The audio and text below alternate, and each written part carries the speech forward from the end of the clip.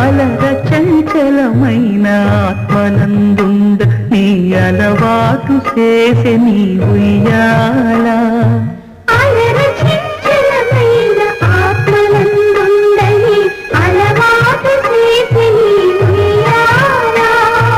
పలుమారు ఉచ్ఛ్వాస పవనమందుండ నీ భావంగు తెలిపే నీ ఉయ్యాల